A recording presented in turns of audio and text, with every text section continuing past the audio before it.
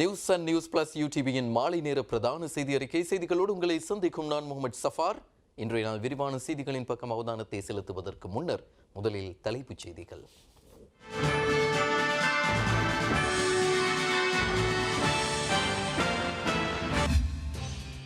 சுகாதார பரிந்துரைகளை கவனமாக படித்த பின்னரே தேர்தல் திகதி. தீர்மானமிக்க கூட்டம் 8ஆம் திகதி என்கின்றார் மஹிந்த தேசப்பிரிய. அமரர் ஆறுமுகம் தொண்டமானின் இறுதிக்கிரியைகளில் கலந்து கொண்ட ஊடகவியலாளருக்கு கொரோனாவா? தற்கொலை குண்டுதாரியின் இறுதி தருணங்கள். பிள்ளைகளையும் கட்டி அணைத்து அழுதுவிட்டு சென்றதாக வாக்குமூலம். 2 நாட்களுக்கு அடங்கியிருக்க இன்று இரவு 10 மணி முதல் ஊரடங்கு உத்தரவு. அன்னாசி பழத்தில் வெடித்து கர்ப்பிணி யானையை கொன்ற கொடூரம். சமூக ஆர்வலர்கள் விசனம். கிழக்கிந்தியாவை அச்சுறுத்தும் நிசர்கா புயல் பெரும் தாக்கத்தை ஏற்படுத்தக்கூடும் என எச்சரிக்கை.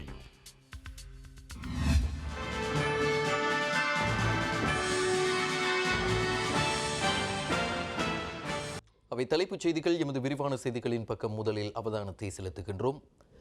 பொதுத் தேர்தல் திகதி அறிவிக்கப்படும் என தகவல்கள் வெளியாகி இருந்த போதும் அவ்வாறான அறிவித்தல் எதனையும் ஆணைக்குழு வெளியிடவில்லை.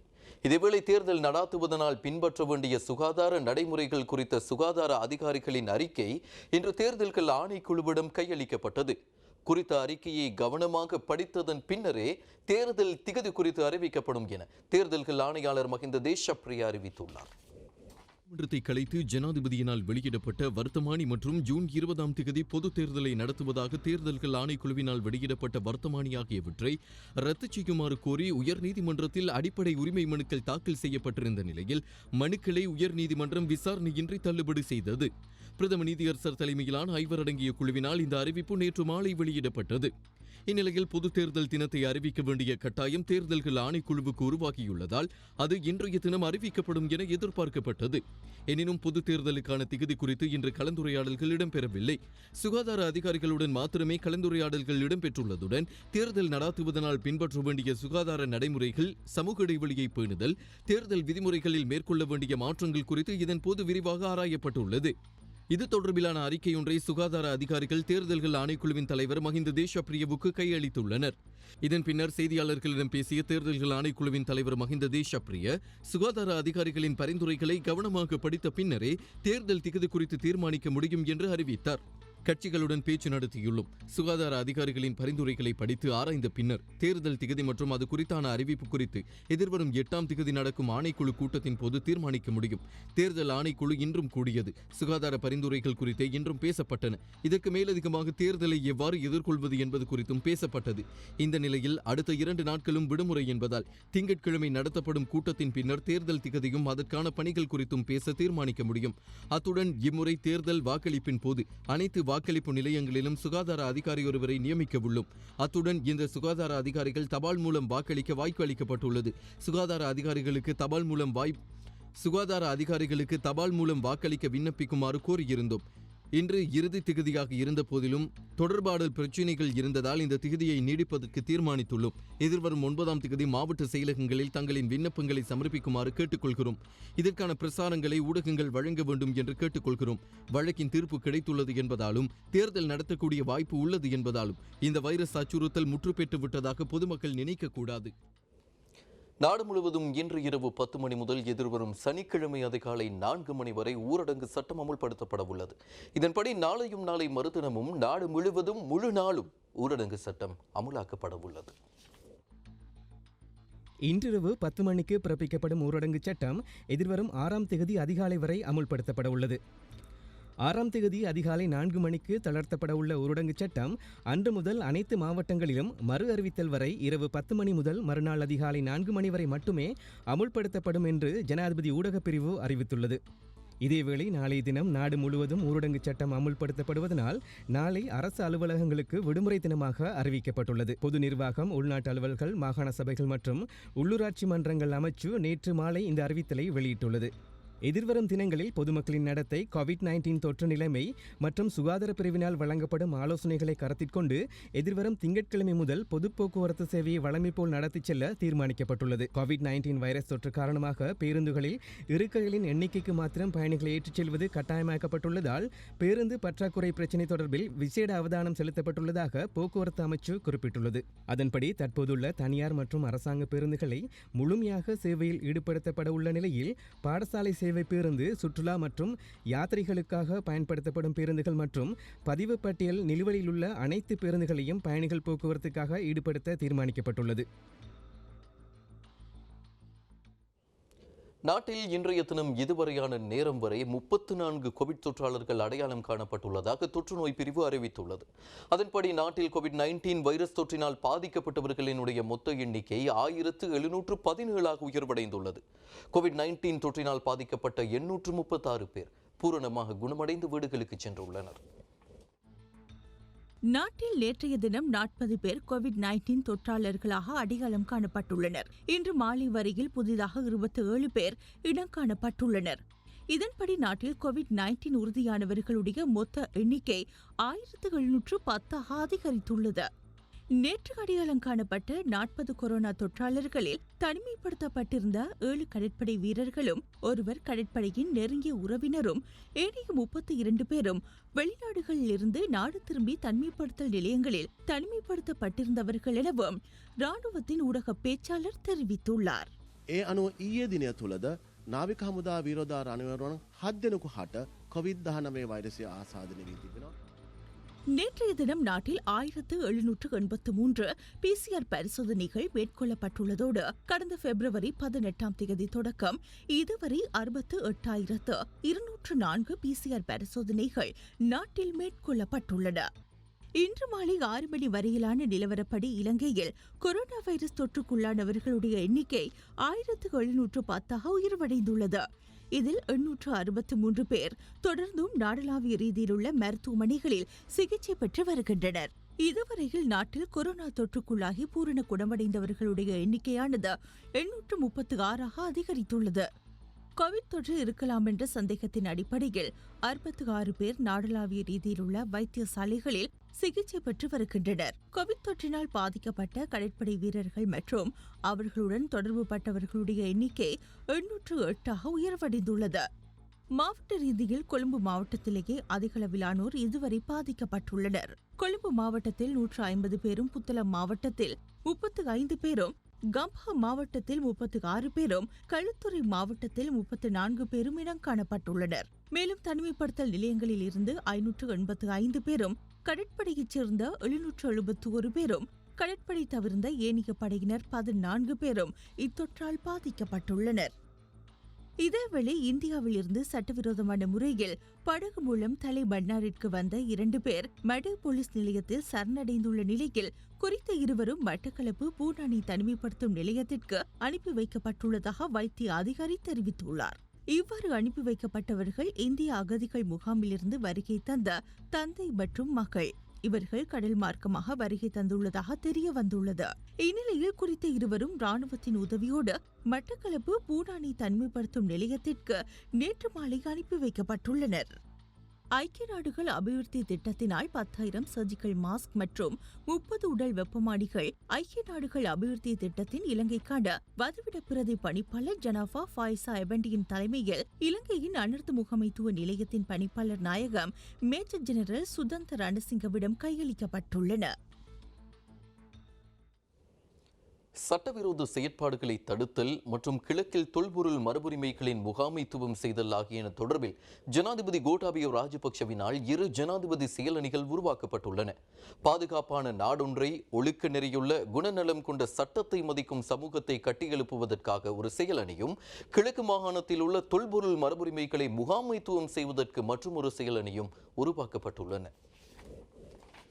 கோட்டாபய ராஜபக்ஷவினால் உருவாக்கப்பட்டுள்ள இந்த செயலணிகள் தொடர்பிலான வர்த்தமானி அறிவித்தல் நேற்று வெளியிடப்பட்டுள்ளது. பாதுகாப்பான நாடொன்றை, ஒழுக்க நெறியுள்ள குணநலன் கொண்ட சட்டத்தை மதிக்கும் சமூகத்தை கட்டியெழுப்பதற்கான செயலணியின் தலைவராக பாதுகாப்பு அமைச்சின் செயலாளர் ஓய்வு பெற்ற மேஜர் ஜெனரல் கமால் குணரத்ன நியமிக்கப்பட்டுள்ளார். பாதுகாப்பு அமைச்சின் சிரேஷ்ட உதவி செயலாளர் DMS திசாநாயக்க இந்த செயலணியின் செயலாளராக நியமிக்கப்பட்டுள்ளார். நாட்டின் பல இடங்களில் சட்டத்தை மீறி தவறுகள் இழைக்கும் சமூக குழுக்களின் சட்டவிரோத செயற்பாடுகளை தடுத்தல், போதைப்பொருளுக்கு அடிமையானவர்களை அதிலிருந்து மீட்பதற்காக துறைமுகம், விமான நிலையங்களூடாக நாட்டுக்குள் போதைப்பொருள் கடத்தப்படுவதை தடுத்தல், போதைப்பொருள் வியாபாரத்தை முற்றாக தடுத்தல் மற்றும் போதைப்பொருள் மூலம் ஏற்படும் சமூக சீரழிவுகளை தடுப்பதற்கான நடவடிக்கை எடுத்தல் ஆகியன இந்த செயலணியின் கடமைகளாகும். மேலும் ஏனைய நாடுகளில் இருந்து இலங்கையில் நடத்தும் சட்டவிரோத செயற்பாடுகள் தொடர்பில் ஆராய்ந்து சட்ட நடவடிக்கை எடுத்தல் மற்றும் சிறைச்சாலைகளை அண்டி நடத்தப்படும் சட்டவிரோத செயற்பாடுகளை ஆராய்ந்து நடவடிக்கைகளை மேற்கொள்ளல் ஆகியனவும் குறித்த செயலணியின் கடமைகளாக அறிவிக்கப்பட்டுள்ளது. இதேவேளை கிழக்கு மாகாணத்தில் தொல்பொருள் மரபுரிமைகளை முகாமைத்துவம் செய்வதற்காக ஜனாதிபதியால் மற்றொரு செயலணி உருவாக்கப்பட்டுள்ளது. பாதுகாப்பு அமைச்சின் செயலாளர் ஓய்வு பெற்ற மேஜர் ஜெனரல் கமல் குணரத்ன இந்த செயலணியின் தலைவராகவும், ஜனாதிபதியின் சிரேஷ்ட உதவி செயலாளர் ஜீவந்தி சேனாநாயக்க செயலாளராகவும் நியமிக்கப்பட்டுள்ளனர். கிழக்கு மாகாணத்தில் அமைந்துள்ள தொல்பொருள் ரீதியிலான பெறுமதி வாய்ந்த இடங்களை அடையாளம் காணுதல், அவற்றின் பாதுகாப்பு மற்றும் மீள் நிர்மாணித்தல், அவற்றை முகாமை செய்வதற்கான பொருத்தமான நடைமுறையை இனங்கண்டு செயற்படுத்தல் ஆகியன இந்த செயலணியின் கடமைகளாகும். அத்துடன் தொல்பொருள் இடங்களுக்கான காணிகளின் அளவை அடையாளம் காணுதல், அவற்றுக்குரிய காணியை சட்ட ரீதியாக ஒதுக்குவதற்கு தேவையான நடவடிக்கைகளை மேற்கொள்ளுதல், அவ்வாறு பெறுமதியான இடங்களை பாதுகாத்து தேசிய சர்வதேச ரீதியில் பிரசாரம் செய்தலும், மரபுரிமைகளை மேம்படுத்துவதற்கான சிபாரிசுகளை செய்தலும் குறித்த செயலணியின் மேலதிக கடமைகளாக குறிப்பிடப்பட்டுள்ளன.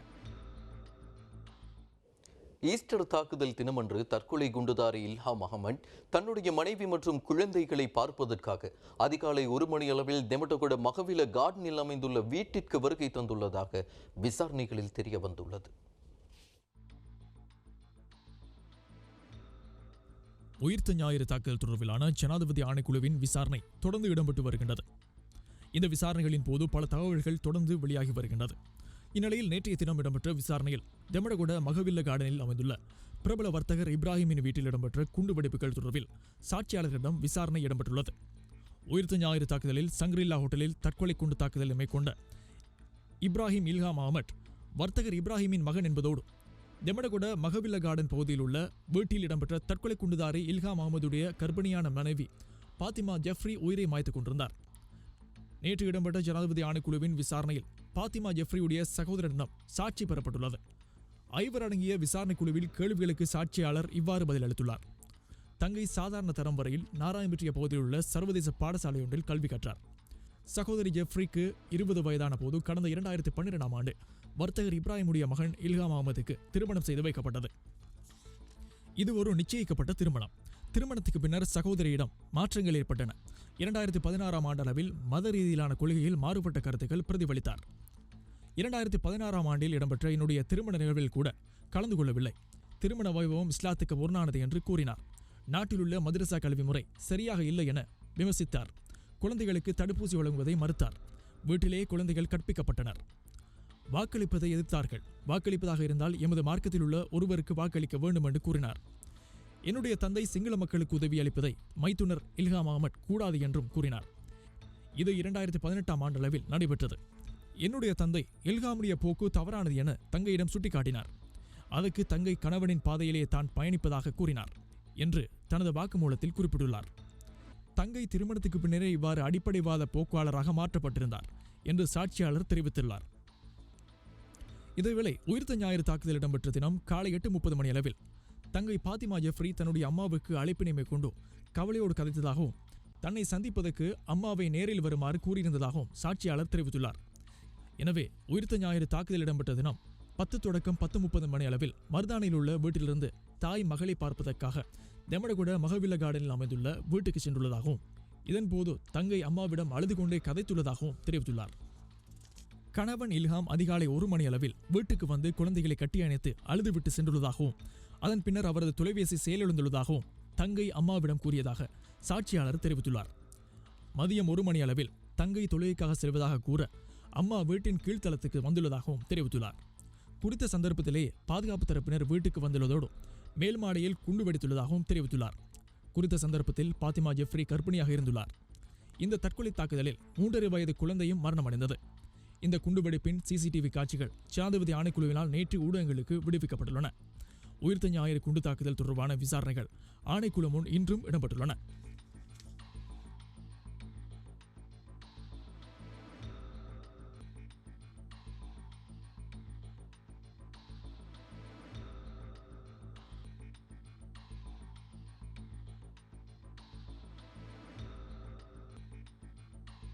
அமைச்சர் ஆறுமுகன் தொண்டமானின் இறுதி கிரியைகளில் கலந்து கொண்ட ஊடகவியலாளர் ஒருவர் உட்பட மேலும் சிலருக்கு COVID-19 தொற்று இருப்பதாக வெளிவருகின்ற செய்திகளில் எந்தவிதமான உண்மையும் இல்லை என வைத்தியர் சுகத் சமரவீர தெரிவித்துள்ளார். அமரர் ஆறுமுகம் தொண்டமானின் இறுதிக் கிரியைகளில் கலந்து கொண்ட மலையகத்தை பிரதிநிதித்துவப்படுத்தும் ஊடகவியலாளர் ஒருவருக்கு கொரோனா தொற்று இருப்பதாக சமூக ஊடகங்களில் செய்திகள் வெளியாகியிருந்தன. தனக்கு தொண்டை வலி இருந்ததால் வைத்தியசாலைக்கு சென்றதாகவும் இதன்போது PCR பரிசோதனை செய்து கொள்ளுமாறு தான் பணிக்கப்பட்டதால் அதனை செய்து கொண்டதாகவும் குறித்த ஊடகவியலாளர் எமது செய்திப்பிரிவுக்கு தெரிவித்தார். அதுடன் தான் தற்போது வீட்டிலே இருப்பதாகவும் கோவிட் தொற்று இருப்பதாக இருந்தால் வைத்தியசாலையில் அனுமதித்திருப்பார்கள் என்றும் குறித்த ஊடகவியலாளர் தெரிவித்தார். இதேவேளை ஊடகவியலாளர் ஒருவருக்கு கோவிட் தொற்று இருப்பதாக பரப்பப்படும் தகவல்களில் எவ்வித உண்மையும் இல்லை என மருத்துவர் சுகத் සමරවීර தெரிவித்துள்ளார். ජනමාධ්‍ය වේදිකේකට COVID-19 රෝගය ආසාදනය වී ඇතැයි යම් කිසි විදිහක ප්‍රචාරයක් පහුගිය අද දවස තුල සිදු වුණා. අත වශයෙන්ම සිදු වී තිබෙන්නේ தொண்டமான் ඇමතිතුමාගේ ஊடகவியலாளர் ஒருவருக்கு கோவிட் தொற்று ஏற்பட்டுள்ளதாக தகவல் ஒன்று இன்று பரவியது. உண்மையில் அமரர் ஆறுமுகம் தொண்டமான் அவர்களின் இறுதிக்கிரியைகளில் செய்தி சேகரிக்கச் சென்றிருந்த ஊடகவியலாளர் ஒருவர் சுகயினம் காரணமாக டிக்கோயா வைத்தியசாலைக்கு சிகிச்சை பெறச் சென்றுள்ளார். இவ்வாறு வைத்தியசாலைக்கு வருவோரிடம் ஏதேனும் அறிகுறிகள் தென்படுவதைப் போல் இருந்தால் அவர்களிடம் PCR பரிசோதனை செய்யப்படும். சமூகத்தில் தொற்று அறிகுறி இல்லாமல் சிலர் இருக்கக்கூடும் என்பதால் இதனை செய்கின்றோம். இதற்கமையவே குறித்த ஊடகவியலாளரிடம் PCR பரிசோதனை மேற்கொள்ளப்பட்டது. கோவிட் தொற்றுக்கு சமாந்திரமான அறிகுறிகள் இருந்தால் இந்த பரிசோதனை செய்யப்பட்டது. எனினும் கோவிட் தொற்றாளர் என்ற சந்தேகத்தின் பேரில் இந்த பரிசோதனை செய்யப்படவில்லை. கோவிட் தொற்றாளர் என்ற சந்தேகத்தால் அவரை கட்டாயம் வைத்தியசாலை ஒன்றில் அனுமதித்து பரிசோதனை முடிவுகள் கிடைக்கும் வரையில் வைத்தியசாலையில் தங்க வைப்போம். எனவே இங்கு கோவிட் தொற்று பரவக்கூடிய ஆபத்தோ அறிகுறியோ இங்கு ஏற்படவில்லை. எனவே பரவி வரும் தகவல்களில் எவ்வித உண்மையும் இல்லை என்பதை இங்கு கூற வேண்டும்.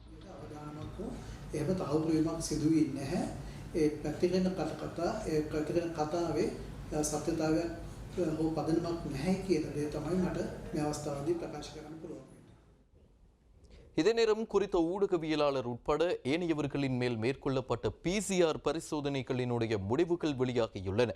அந்த முடிவுகளின் அடிப்படையில் குறித்த ஊடகவியலாளருக்கும் ஏனையவர்களுக்கும் COVID-19 தொற்று இல்லை என்பது ஊர்ஜிதம் செய்யப்பட்டுள்ளதாக அந்த அறிக்கையில் தெரிவிக்கப்பட்டுள்ளது. கடந்த 20 வருடங்களாக வடக்கு கிழக்கு உட்பட நாட்டில் உள்ள தமிழ் மக்களுக்கு எந்த அபிவிருத்தியும் நடக்கவில்லை எனவும் இந்த பொதுத் தேர்தலில் அரசாங்கத்துக்கு ஆதரவு வழங்கினால் அபிவிருத்திகள் சாத்தியமாகும் எனவும் முன்னாள் நாடாளுமன்ற உறுப்பினர் மஹிந்தானந்த அழுத்கமகே கருத்து தெரிவித்துள்ளார். இன்று நடைபெற்ற செய்தியாளர் சந்திப்பில் வைத்தே அவர் இந்த கருத்தை தெரிவித்தார். இதேவேளை முன்னாள் நாடாளுமன்ற உறுப்பினர் அங்கஜன் ராமநாதனும் இந்த செய்தியாளர் சந்திப்பில் கருத்து தெரிவித்தார். இப்போ இந்த கம்யூனிட்டி ஸ்ப்ரெட் இல்லை.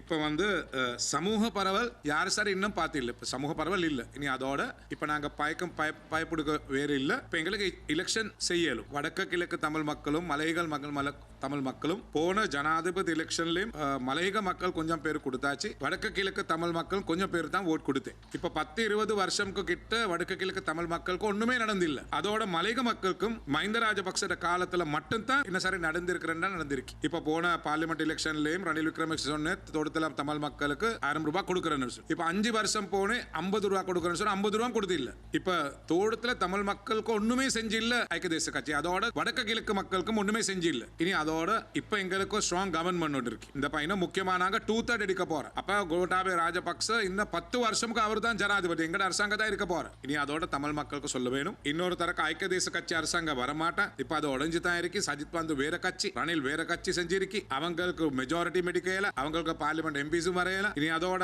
எங்கட அரசாங்கம் தான் இருக்க போகுது. ஒரு வியத் மகன்ற ஒரு அமைப்பின் ஊடாக ஜனாதிபதி அவர்கள் புதிய கொள்கைகளை தீர்மானித்துக் கொண்டிருக்கிறார்கள். அதில் நாங்களும் இணைந்து இன்றைக்கு தமிழ் மக்களுடைய அபிலாஷைகளை, தமிழ் மக்களுடைய தேவைகளை, தமிழ் மக்களுடைய பிரச்சனைகளை தெரிவித்து அதனூடாக எங்களுடைய தீர்வுகளை பெற முடியும் என்ற நம்பிக்கையில் தான் நாங்கள் இணைந்திருக்கின்றோம். கடந்த ஜனாதிபதி தேர்தல் ஊடாக வடக்கு கிழக்கினுடைய மக்களுடைய வாக்குகள் ஜனாதிபதிக்கு போகவில்லை. தமிழ் தேசிய கூட்டமைப்பு ஐக்கிய தேசிய கட்சி வேட்பாளர் சஜித் பிரேமதாஸ் அவர்களுக்கே வாக்களிக்க சொன்னது. இன்றைக்கு அபிவிருத்தியை, அதாவது தமிழ் மக்களுடைய பிரச்சனைகளை மட்டுமல்லாமல் அபிவிருத்தியையும் சமமாக கொண்டு போகக்கூடிய வேலை திட்டங்கள் என்றால் நீண்ட காலமாக எங்களுடைய இருப்பு மிகப்பெரிய ஒரு கேள்விக்குறியாக இருந்து கொண்டு வருகிறது. ஏனென்றால் எல்லோரும் எங்களுடைய தமிழ் மக்களுடைய பிரச்சனைகளை மட்டும் முன்வைத்து அபிவிருத்தியை புறந்தள்ளுவதூடாக இன்றைக்கு எங்களுடைய கல்வித்தரம், அதாவது தென் மாகாணங்களில் பின்னுக்கு நின்ற அம்பந்தோட்டை கூட இன்றைக்கு முன்னுக்கு வந்துட்டுது. ஆனால் இன்றைக்கு முன்னுக்கு இருந்த யாழ் மாவட்டம் பின்னுக்கு வந்துட்டுது. மத்திய வங்கி பிணைமுறி மோசடி குறித்து குற்றம் சாட்டப்பட்டுள்ள அர்ஜுன் மகேந்திரனை கைது செய்யாதிருக்க சர்வதேச போலீசாருக்கும் அழுத்தங்கள் கொடுக்கப்பட்டதாக முன்னாள் ஜனாதிபதி மைத்ரிபால சிறிசேன தெரிவித்துள்ளார். எனினும் 5 வருடங்கள் பதவி வகித்த போது பேசாமல் இருந்த முன்னாள் ஜனாதிபதி தற்போது வாய் திறக்க காரணம் என்னவென ஐக்கிய தேசிய கட்சியின் உறுப்பினர் ரவி கருணாநாயக்க கேள்வி எழுப்பியுள்ளார். பொது தேர்தல் அறிவிப்பு வெளியாகியுள்ள நிலையில் மீண்டும் அர்ஜுன் மகேந்திரன் பேசு பொருளை மாறியுள்ளதாக அவதானிக்க முடிகிறது. දෙපාර්තමේන්තුව තමයි සියල්ලම හැදුවේ. නීති දෙපාර්තමේන්තුවේ ආපු නිලධාරි මහත්තුරු තමයි මට කිව්වේ ජනාධිපතිතුමා අස්සම් 21000ක් විතර ගහන්න තියෙනවා වෙලාවල් ඕන කාලය ඕනේ කියලා. சட்டம் அதிபர் திணைக்களமே அனைத்தையும் ஒழுங்கு செய்திருந்தது. 21,000 கையெழுத்துக்கள் இடவுள்ளதால் அதற்கு நீண்ட நேரம் தேவை என சட்டம் அதிபர் திணைக்கள அதிகாரிகள் கூறினார்கள்.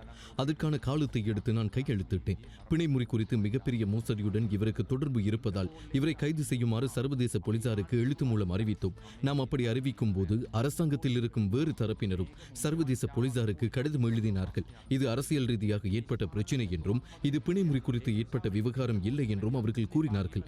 இவ்வாறு அறிவிக்கப்பட்டுள்ளதால் தமக்கு இதில் தலையிட முடியாது என இன்டர்போல் எங்களுக்கு அறிவித்தது.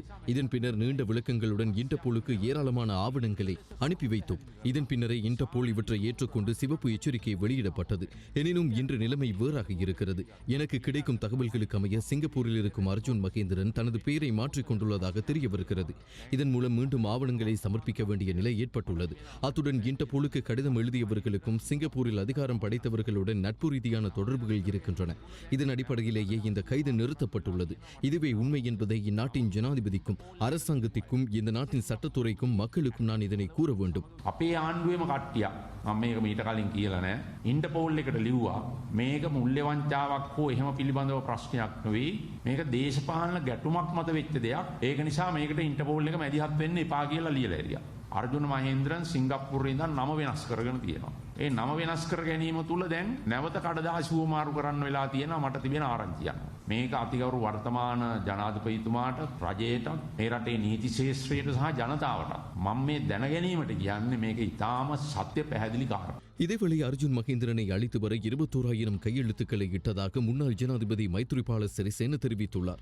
இதில் உண்மை இருக்கிறதா என்று ஊடகவியலாளர் ஒருவர் கேள்வி எழுப்பிய பின்னர் இதற்கு பதிலளித்த ரவி கருணாநாயக்க 5 வருடங்கள் இது குறித்து பேசாமல் என்ன செய்து கொண்டிருந்தார்கள் என கேள்வி எழுப்பினார்.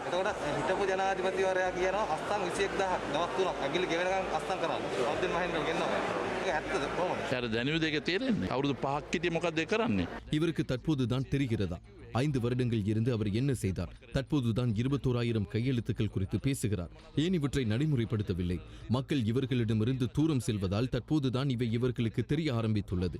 தற்போது அவர்கள் பெயர்களுக்கு களங்கம் ஏற்படுத்த முயற்சிக்கின்றனர். தற்போது இங்கே ஊடகங்கள் இருக்கின்றன. ஐக்கிய தேசிய கட்சிகளில் உள்ளவர்களின் பெயர்களுக்கு களங்கம் ஏற்படுத்தக்கூடும்.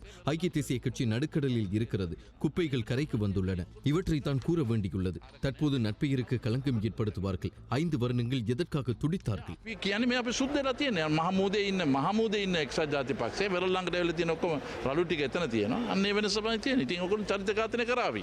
අරක නෑ මේක නෑ. අවුරුදු 5ක් උන් දැඟලුවේ මොකද? நெற்கதிர்களை உணவாக உட்கொள்ள படையெடுக்கும் புதுவகை குருவி கூட்டத்தால் நெற்செய்கை தொடர்ந்தும் அழிக்கப்படுவதாக விவசாயிகள் கவலை தெரிவிக்கின்றனர். இதற்கு முன்னர் இந்த குருவி கூட்டம் குறித்து செய்திகளை பதிவு செய்திருந்த போதிலும் இதற்கு சரியான தீர்வு எதுவும் தங்களுக்கு கிடைக்கவில்லை எனவும் விவசாயிகள் தெரிவிக்கின்றனர். திருகோணமலை மாவட்டம் கிண்ணியா பிரதேச செயலாளர் பிரிவுக்குட்பட்ட பல பகுதிகளில் விவசாய நிலங்களில் காணப்படும் நெற்கதிர் விளைச்சல்களை ஒருவகை குருவிகள் கூட்டமாக வயல் நிலங்களுக்குள் வந்து நாசம் செய்துவிட்டு செல்வதாக விவசாயிகள் கவலை அடைந்துள்ளனர். தெனையான் என்று அழைக்கப்படும் ஒருவகை குருவி கூட்டமே நெற்கதிர்களை அழித்து வருவதாகவும் இதனை கட்டுப்படுத்த முடியாமல் உள்ளதாகவும் விவசாயிகள் தெரிவித்துள்ளனர். இவ்வகை குருவி கூட்டம் கிண்ணியா பகுதியில் உள்ள பனிச்சங்குளம், மணியரசங்குளம், வெள்ளங்குளம், நடிகுற்றுக்குளம், குரங்கு பாய்ஞ்சான் குளம், துவரங்குளம் உள்ளிட்ட இன்னும் பல இடங்களில் விவசாய நிலங்களில் பயிர்களை நாசம் செய்து வருகின்றன. சுமார் 5000க்கும் மேற்பட்ட குருவிகள் கூட்டமாக ஒரே நேரத்தில் பறந்து வந்திறங்கி பரவலாக வயல் நெற்கதிர்களை நாசமாக்கிவிட்டு செல்வதாக விவசாயிகள் தெரிவிக்கின்றனர். தற்போது வரையில் சுமார் 110 ஏக்கரில் சுமார் 25 ஏக்கர் நெற்செய்கை அழிவடைந்துள்ளதாகவும் விவசாயிகள் தெரிவித்துள்ளனர். இதுல ஒன்றும் இல்லை சார், இது என்னது குளம் எங்களுக்கு, இது சிறுபோக வேளாண்மை செய்ய இது எங்களுக்காக வேண்டி சரிங்க. இது சின்ன ஒரு குளம், ஒரு ஆளுக்கு 1 ஏக்கர் 2 ஏக்கர் தான் இது செய்கிறேன். நாங்கள் இது செஞ்ச இடத்துல இப்படி பாதிப்பு தந்துச்சுன்னா அந்த குருவி இப்போ நாங்கள் ரொம்ப பாதிக்கப்பட்டு பேசுவோங்க சார். மட்டக்களப்பு ஆரையம்பதி கோவில்குளம் பிரதேசத்தில் இடம்பெற்ற திருமண நிகழ்வொன்றில் உணவு நஞ்சானதால் 44 பேர் நோய்வாய்ப்பட்டு வைத்தியசாலையில் அனுமதிக்கப்பட்டுள்ளனர். நேற்றிரவு ஆரையம்பதி கோயில்குளம் பகுதியில் திருமண வீடொன்றில் சுமார் 200 பேர் வரை கோழி இறைச்சி கலந்த பிரியாணியை உணவாக உட்கொண்டுள்ளனர். இதன் பின்னர் இவர்களில் அதிகமானோர் மயக்கம், வாந்தி, காய்ச்சல் காரணமாக ஆரையம்பதி மாவட்ட வைத்தியசாலையில் அனுமதிக்கப்பட்டு பின்னர் மேலதிக சிகிச்சைகளுக்காக மட்டக்களப்பு போதனா வைத்தியசாலைக்கு மாற்றப்பட்டுள்ளனர். பாதிக்கப்பட்டவர்களுள் பெண்கள், சிறுவர்களும் உள்ளடங்குகின்றனர். குறித்த சம்பவம் தொடர்பாக சுகாதார அதிகாரிகள் தீவிர விசாரணைகளை மேற்கொண்டுள்ளனர். இன்று காலையும் பாதிக்கப்பட்ட நோயாளர்கள் தொடர்ந்தும் வந்து கொண்டிருப்பதாக ஆரையம்பதி மாவட்ட வைத்தியசாலை அதிகாரிகள் தெரிவித்தனர். மேலும் இன்று 14 பேர் வைத்தியசாலையில் அனுமதிக்கப்பட்டுள்ளனர். இன்று அனுமதிக்கப்பட்டவர்களில் 8 சிறார்கள் அடங்குவதாக மட்டக்களப்பு போதனா வைத்தியசாலையின் பணிப்பாளர் தெரிவித்தார். வயிற்றோட்டம், வாந்தி, காய்ச்சல் போன்ற அறிகுறிகளுடன் இவர்கள் வைத்தியசாலையில் அனுமதிக்கப்பட்டுள்ளனர். இவர்களுக்கு தேவையான சிகிச்சைகள் வழங்கப்படுவதாகவும் பாதிப்புகள் எதுவும் இல்லை எனவும் மட்டக்களப்பு போதனா வைத்தியசாலையின் பணிப்பாளர் தெரிவித்துள்ளார். அரபிக்கடலில் உருவாகியுள்ள நிசர்கா புயல் இந்தியாவின் கிழக்கு கரையோர பகுதிகளில் பெரும் தாக்கத்தை ஏற்படுத்தக்கூடும் என வானிலை அதிகாரிகள் தெரிவித்துள்ளனர். நிசர்கா புயல் வடக்கு மகாராஷ்டிரா மற்றும் தெற்கு குஜராத் கடற்பகுதிகளை கடக்கக்கூடும் என்பதால் மக்கள் அவதானமாக இருக்குமாறும் வேண்டுதல் விடுக்கப்பட்டுள்ளது. நிசர்கா புயல் காரணமாக மும்பை உள்ளிட்ட பல்வேறு இடங்களில் கடும் பாதிப்புகள் ஏற்பட்டுள்ளன. வீதிகளில் மரங்கள் வீழ்ந்துள்ளதுடன் வீடுகள், வாகனங்களும் சேதமாகியுள்ளன. தொடர்ச்சியாக கடும் மழை பெய்து வருவதால் தாழ்நில பகுதிகளில் வெள்ளப்பெருக்கும் ஏற்பட்டுள்ளது. மகாராஷ்டிரா, குஜராத் மற்றும் கோவா மாநிலங்களில் மீட்புப் பணிகள் இடம்பெற்று வருவதாகவும் இதற்கென 43 குழுக்கள் வெவ்வேறு பிரதேசங்களில் ஈடுபட்டு வருவதாகவும் தேசிய இடர் தவிர்ப்பு படையணியின் தலைமை அதிகாரி தெரிவித்துள்ளார். இதேவேளை இந்தியாவின் மேற்கு கரையோர பகுதிகளில் வசிக்கும் 1 லட்சத்துக்கும் அதிகமானோர் பாதுகாப்பான இடங்களில் தங்க வைக்கப்பட்டுள்ளனர். மும்பை உள்ளிட்ட முக்கிய நகரங்களிலும் பாதிப்பு ஏற்படும் என இந்திய வளிமண்டல திணைக்களம் தெரிவித்துள்ளது. இதன் காரணமாக மும்பையில் இன்றிரவு முதல் நாளை பிற்பகல் வரை மக்கள் வீடுகளை விட்டு வெளியில் செல்வதற்கு தடை விதிக்கப்பட்டுள்ளது. அத்துடன் பொது நிகழ்வுகளை நடாத்துதல், மக்கள் ஒன்று கூடுதல் என்பவற்றுக்கும் போலீசார் தடை விதித்துள்ளனர். மும்பை நகருக்கான ரயில் சேவைகள் அனைத்தும் ரத்து செய்யப்பட்டுள்ளன. மும்பை சர்வதேச விமான நிலையத்துக்கு வருகை தரும் மற்றும் வெளிச்செல்லும் 19 விமான சேவைகள் இன்று இயங்க மாட்டாது என்றும் அறிவிக்கப்பட்டுள்ளது. நிசர்கா புயல் மும்பையிலிருந்து 200 கிலோமீட்டர் தொலைவில் நிலை கொண்டிருந்ததுடன் இன்று இரவு கரையோர பகுதிகளை கடக்கும் என வானிலையாளர்கள் எதிர்ப்பு கூறியுள்ளனர். இந்த புயல் மணிக்கு 100 முதல் 120 கிலோமீட்டர் வரையான வேகத்தில் வீசுவதுடன் கடும் மழை பெய்து வருகிறது. இதேவேளை இந்தியாவின் அஸ்ஸாம் மாநிலத்தில் 3 வெவ்வேறு இடங்களில் ஏற்பட்ட மண் சரிவில் சிக்கி 20 பேர் பலியாகியுள்ளதுடன் 12 பேர் வைத்தியசாலையில் அனுமதிக்கப்பட்டுள்ளனர். இந்தியாவின் கேரளாவில் அன்னாசி பழத்துக்குள் வெறிபொருட்களை வைத்து கர்ப்பிணி யானையொன்று கொல்லப்பட்ட சம்பவம் பெரும் அதிர்வலைகளை ஏற்படுத்தியுள்ளது.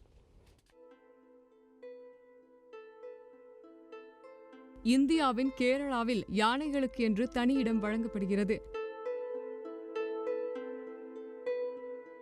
காட்டு யானை உணவு தேடி கிராமத்திற்குள் வந்த நிலையில் பட்டாசுகள் மறைத்து வைத்த அன்னாசி பழத்தை உணவாக சிலர் கொடுத்துள்ளனர். பழத்தை உண்ணும் போது வெடிமருந்து வெடிக்க அதன் வாய் மற்றும் நாக்கு பகுதியில் பலத்த காயம் ஏற்பட்டுள்ளது. மேலும் குறித்த யானை இன்னும் 18 அல்லது 20 மாதங்களுக்குள் குட்டியை ஈனும் நிலையில் இருந்துள்ளது. பட்டாசு வாய் மற்றும் நாக்கில் ஏற்படுத்திய காயத்தால் வழி தெரியாமல் இருக்க அதிக அளவு தண்ணீரை குடிப்பதற்காக வெள்ளையாறு நதியை விட்டு வெளியே வராமல் இருந்த நிலையில் குறித்த யானை உயிரிழந்துள்ளதாக போலீசார் தெரிவித்துள்ளனர். மேலும் இந்த சம்பவத்திற்கு காரணமான நபர்களை தேடி வருவதாக கேரள போலீசார் தெரிவித்துள்ளனர். இந்த சம்பவம் அனைவர் மத்தியிலும் பெரும் அதிர்வலைகளை ஏற்படுத்தியுள்ளது.